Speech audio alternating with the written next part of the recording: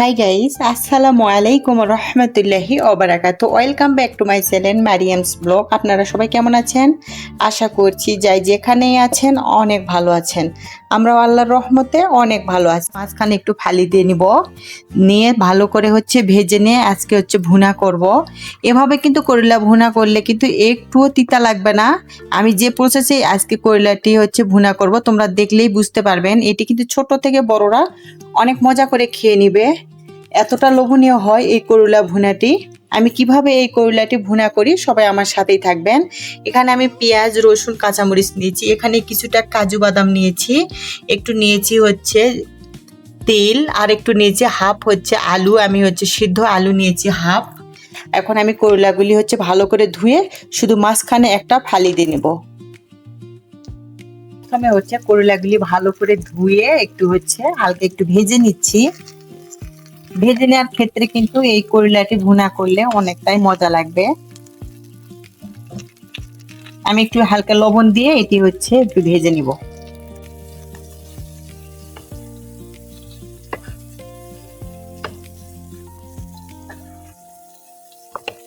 এটা দেখেন করলাগুলি কিন্তু আমার ভাজা হয়ে গেছে। আমি কিন্তু এরকম একটু লাল করে হালকা একটু লাল করে ভেজে নিয়েছি। দেখেন এখন কিন্তু করলাগুলি আমি এখন উঠিয়ে নিব। এই তো করলাগুলি এখন আমি উঠিয়ে নিচ্ছি।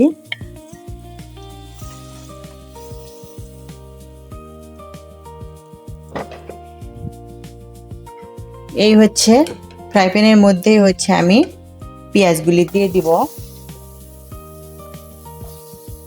পেঁয়াজগুলি কিন্তু আমি একটু বড় বড় করে কেটে নিয়েছি, কারণ পেঁয়াজগুলি কিন্তু আমি ব্লেন্ডার করে নিব।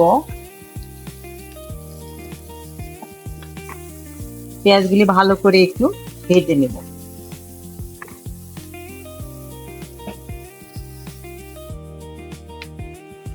এই তো দেখেন আমার কিন্তু পেঁয়াজগুলি হালকা একটু ভাজা হয়ে গেছে।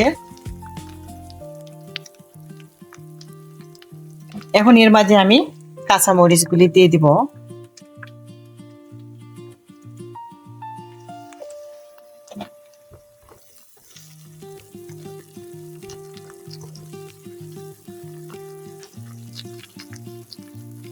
কাঁচামরিচ দিয়ে হালকা একটু আমি ভেজে নিব। তারপরে দিয়ে দিচ্ছি কাজু বাদাম, তিল, আর হাফ আলু।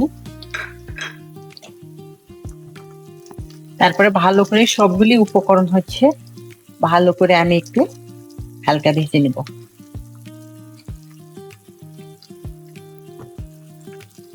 কাজু বাদাম তিল দেওয়ার কারণে কিন্তু এই করলার ভুনাটি খেতে অনেকটাই টেস্ট হবে, অনেকটাই মজা লাগবে, আবার অনেকটা কিন্তু ঘন হয়ে যাবে ঝোলটা।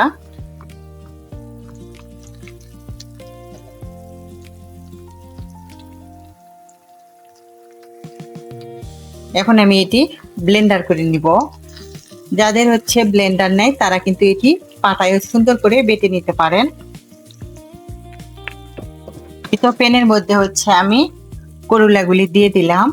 এখন দিয়ে দিচ্ছি আমার ব্লেন্ডার করে যেগুলি ব্লেন্ডার করে নিলাম সব পেস্টগুলি আমি করলার মধ্যে দিয়ে দিলাম।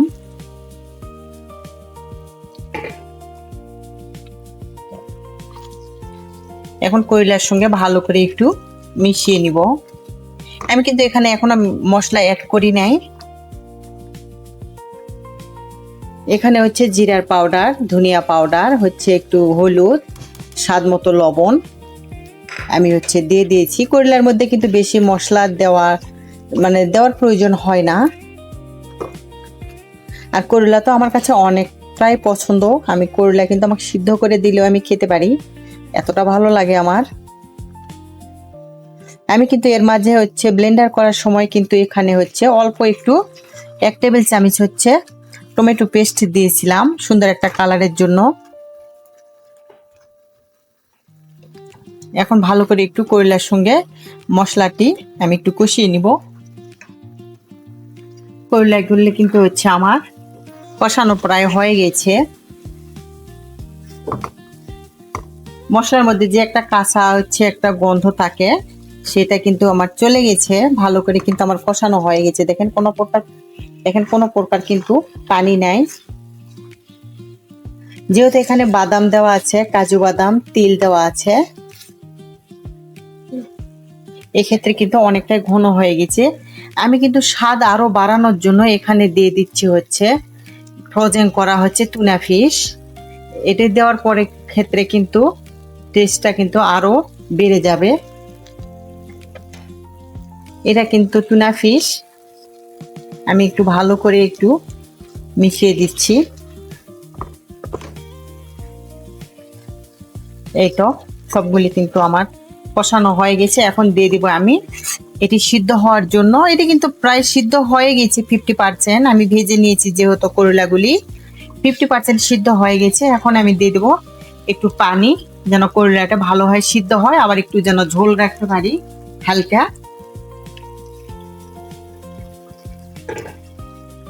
বাদাম দেওয়ার ক্ষেত্রে কিন্তু বাদাম দেওয়ার কারণে কিন্তু দেখেন ঝোলটা কিন্তু একটু সাদা সাদা লাগিচ্ছে।